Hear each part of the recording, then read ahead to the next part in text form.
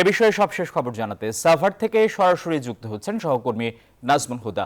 নাজমুল, কারখানা পরিস্থিতি নিয়ে আজ বৈঠক হওয়ার কথা, বৈঠকের সবশেষ খবর জানাবেন আমাদের।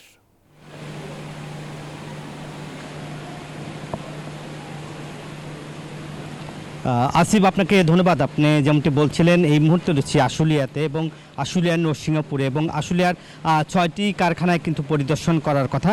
এর মধ্যে কিন্তু এখন অনন্ত গার্মেন্টসে কিন্তু পরিদর্শন করেছে এবং এখানকার যে তত্ত্বাবধায়ক উপদেষ্টাদের দপ্তর এবং কর্মসংস্থান এবং শ্রম কর্মসংস্থান মন্ত্রণালয় থেকে একটি কমিটি করা হয়েছে, 11 বিশিষ্ট কমিটি, এবং সেই দেশের যে চলমান পরিস্থিতি এবং শ্রমিক অসন্তোষ নিরসনের জন্য পরিপ্রেক্ষিতে যে এই সংক্রান্ত যে অভিযোগ রয়েছে সেইটার জন্য যে একটি তদন্ত কমিটি করা হয়েছে, সেই তদন্ত কমিটি কিন্তু অনন্ত গার্মেন্টসে ঠিক 11টায় প্রবেশ করেছেন এবং সেখানে শ্রমিকদের সঙ্গে কথা বলেছেন এবং কারখানার ভিতরে যে পরিবেশ রয়েছে কিনা, শ্রমিকদের কর্মক্ষেত্রে যে পরিবেশ সেটা আসলে দেখছেন এবং ওখানকার যে শ্রমিকদের যে প্রতিনিধি দল তাদের সাথে কথা বলেছেন।